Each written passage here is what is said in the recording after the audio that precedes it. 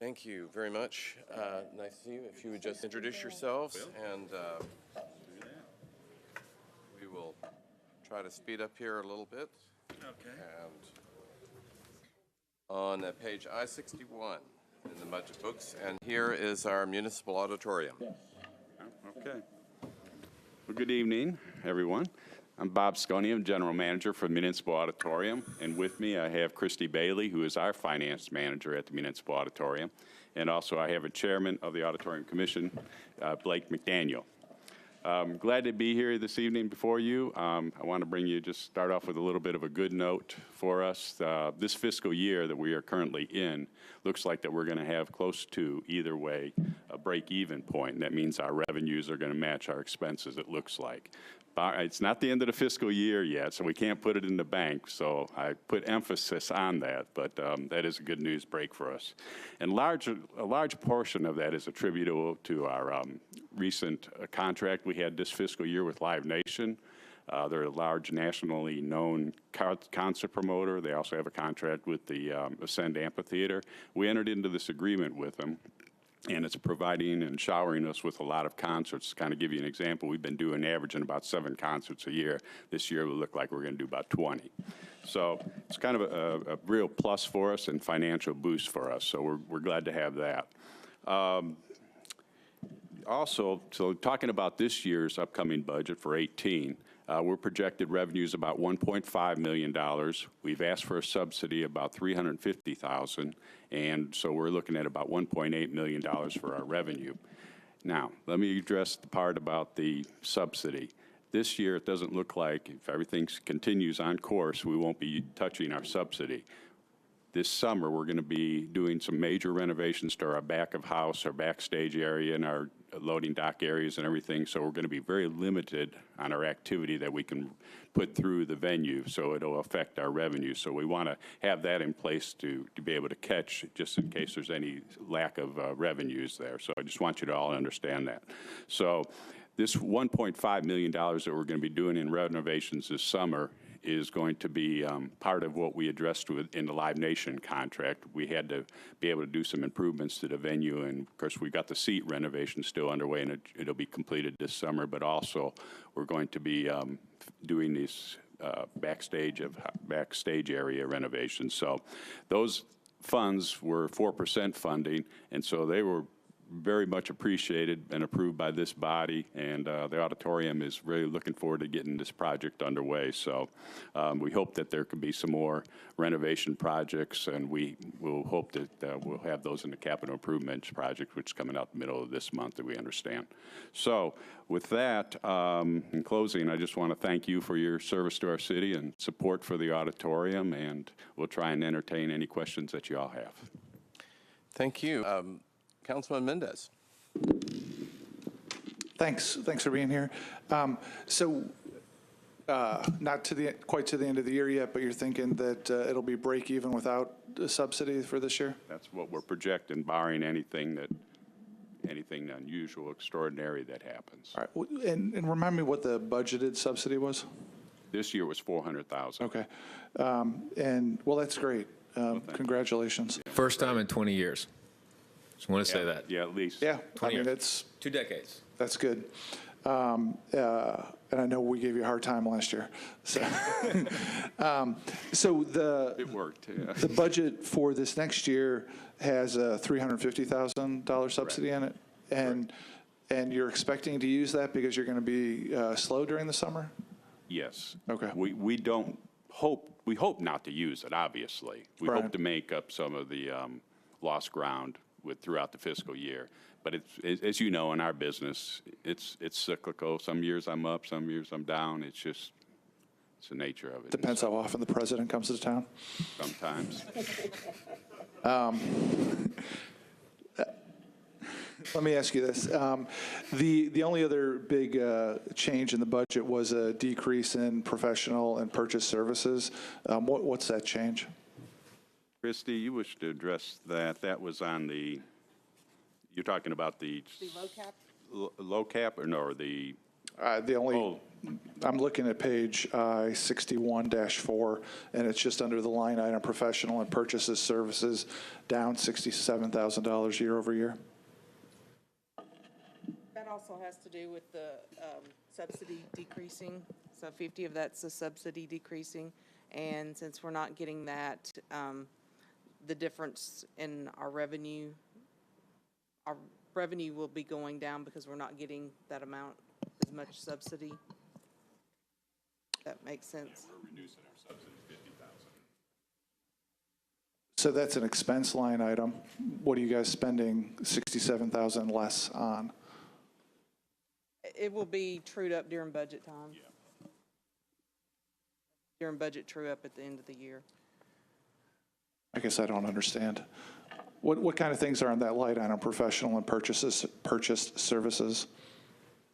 That was just basically for all of our accounts. I believe the budget office just put it on one line item instead of breaking it down. It's the difference between our revenue from last year and the supplement or the subsidy going down. So if I can reinterpret, that means you're just going to spend $67,000 less to match the lower amount of the subsidy?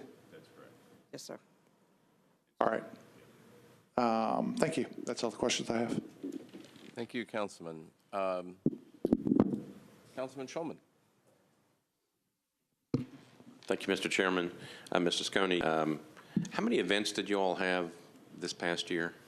Past year, we have had, have that number. We had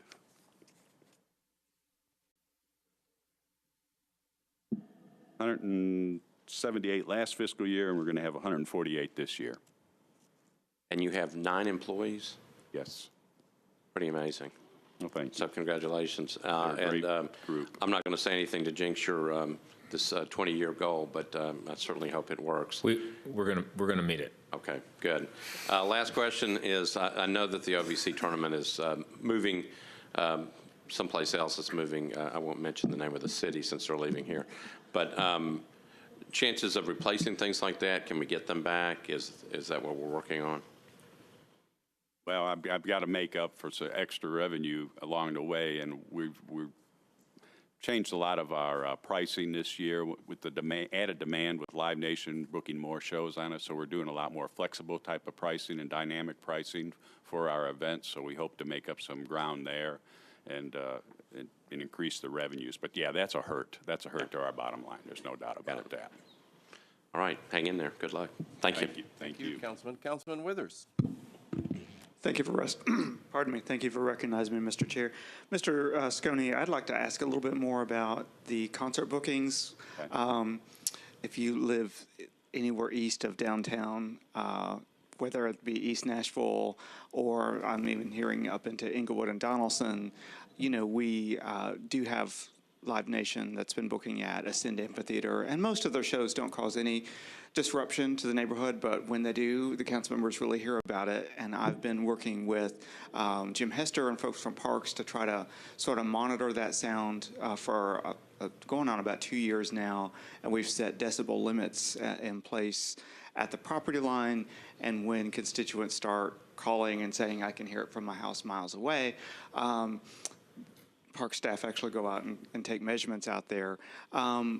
I'm really interested in the fact that we now do have Live Nation booking both venues, and one of the things that has occurred to me is that, you know, potentially certain acts might be better to be booked at an indoor venue rather than an outdoor venue, depending on noise levels, decibel levels, bass lines, or just the overall type of experience that audience is wanting to have in the midst of a very, very urban area. And so I wanted to learn a little bit more about how your booking process with Live Nation has gone. How have they worked with you to figure out which acts, you know, maybe work better for Municipal Auditorium rather than Ascend, and just any feedback you have about how that's going so far, and what, if any, improvements you think there might be in the future to get more bookings in your venue. Okay, I'll start off. I know Blake will want to close on this one, but if you will. Of course, the first year, and it just started this fall, and they call us just like any other promoter would always call us, and we address and give them the available dates, and we maintain the book and do bookings of that. The act, I think, and Blake will be able to address this, really determines more where they're going to, what kind of tour they're geared up to do, if you will. You know, if it's an outside type of show or if it's an inside type of show, depending on the type of the year, time of the year, that makes a greater impact on it. So I think, and then the improvement part is like what we're doing this year. It's more about the artist experience than anything else to get them into the venue, which was what we're going to be addressing first. We have a long list of things that we would love this council to address as far as improving the restrooms in our venue and the rigging, the safety capabilities of doing things, hanging sound and lights from our ceiling and so forth. So we got a lot of different things there that we want to address, and I really appreciate that. But let me give this to Blake here because I know, oh, you got a microphone there. So addressing the venue itself and what kind of shows are going in there, we saw when I first got involved with the Municipal Auditorium, I did see an opening for another venue in town, opening the marketplace per se. So you've got this amphitheater that's come online, it's done very, very well, but it's only seasonal. You can only go out there in the summertime. And so you're going to have a place during the off season for these artists to go through. That's about the same capacity. There you have, you know, our auditorium, Municipal. In addition to that, you've got the Ryman Auditorium, where some artists will come through there, and maybe they're a little bit too big to play one night, but they'll play 2 nights back to back. Well, the Ryman Auditorium is a bit of an expensive place, and so you can go in there and play 2 shows back to back and not make a lot of money as an artist. So what we're doing is we're offering that alternative, and we've seen through the last 5-10 years that we haven't ever hit a market saturation point in Nashville with the amount of shows that come in here, which is bizarre. At one time, we did hit that, like 10, 15 years ago, we hit that. But now Nashville is such a tourist destination that people will plan their weekends around a show. So because of that, we're not pulling from the local market, we're pulling from surrounding areas. So we can keep putting shows into this marketplace and we can sustain it. It's really interesting. I haven't seen this anywhere else. So that being the case, there is a market for this venue, a big one. And we need to tap into that. And so what we've already started working on is the artist experience. So we're starting to work, as Bob was saying, on the backstage area. And what happens when the artist comes in and what they see and what they feel and what they experience is what we're working on right now. The next thing we need to hit is the ticket buyer's experience, because it's not a good one right now. And when we can do that, when we can improve the ticket buyer's experience, the sky's the limit with this venue. So that's what we're shooting for in the long term. Thank you. I'm going to go on to Councilman Coleman, if that's all right, Mr. Withertime. Pro question, but we need to stay on budget and try to get on to time. And I'm looking at the chairman of the Conventions Committee and suggesting a hearing here. All right. Coming on. Thank you. 2 quick questions. Earlier this year, Councilman Schulman brought legislation concerning the scalping situation, and not necessarily at the Municipal Auditorium, but I wonder, do we have that under control? I know his concern then was that everybody get a fair chance at, you know, seeing programs and shows, and the bigger guys come to town and buy all the tickets out. And I just kind of want to know your experience with that.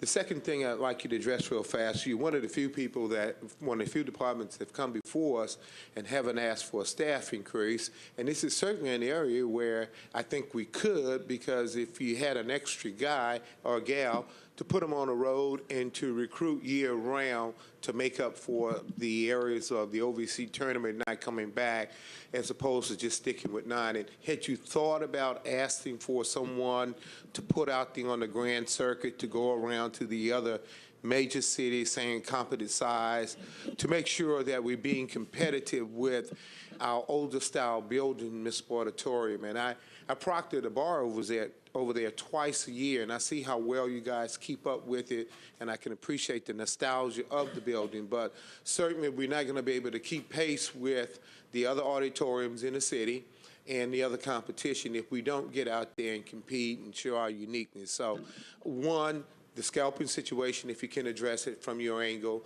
2, would it be feasible to get someone to put him out there on the circuit to recruit for us year-round? Thank you, Mr. Chairman. On the scalping, we have an ordinance already in place that was enacted by this council probably over 30 years ago. We were really bothered by selling T-shirts on the street, and that was real popular back in the 70s and 80s, and that also we included tickets on that one. But we haven't had the high level of demand for a lot of our shows. We haven't had that experience, but I think with Live Nation really stepping up to the plate this upcoming year, we're going to start having that problem. But we do have something in place already. As far as staffing, I appreciate your thought there.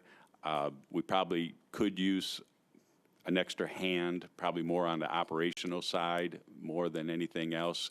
We're very fortunate so much falls in our lap in the city of Nashville because we're just got a great name out there, and a lot of people call and want to bring their convention here. I know Joyce Meyer's ministry wants to bring it here, but it's a hotel issue, and I'm sure Mr. Starks can address that same question when he comes up here this evening.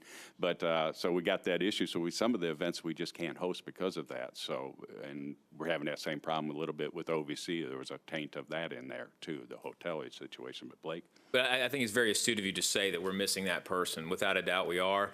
But when we started this process, the thing we wanted to get right first was the product. We wanted to make sure the product is solid. And so we're working on that. We've got the model in place that's changed this around financially.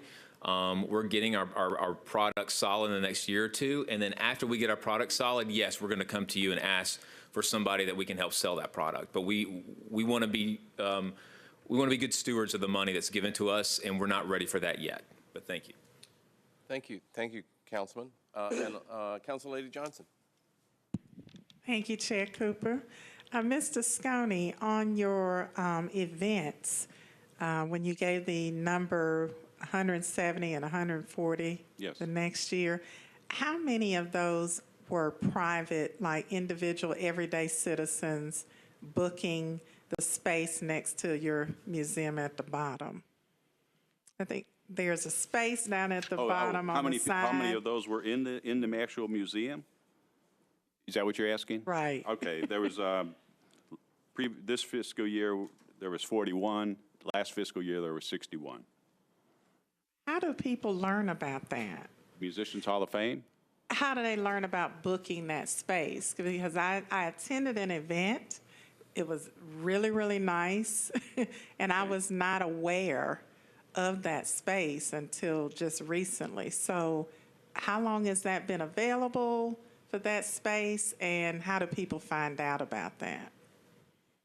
It's privately, we leased it to the Musicians Hall of Fame when they moved, and they moved into our lower level. And so they're in their own marketing. They pay us a percentage. They lease the space from us. Okay. So We're the landlords, and they actually market it. They and market so it. that'd be a better Because question. that for was them. my next question. What is your marketing strategy and your marketing plan? So they have a particular plan and strategy whereby people know about that event space. Yes. And so wait a minute. Okay, so they pay you Yes. via lease. Correct. Tenants. They're tenants. They're tenants. Yes. And what is that lease amount? They pay us $1 a person that everyone that comes through, and also on their special events. Okay. They average $2,500 to $3,000 a month. Okay, thank you. Thank you, Council Lady. Thank everyone. Thank Municipal Auditorium, and on to our next, the Sports Authority. We're running a little bit more than an hour late, and I appreciate everybody staying, thank you, late for this. Sports Authority's I-64 in your books.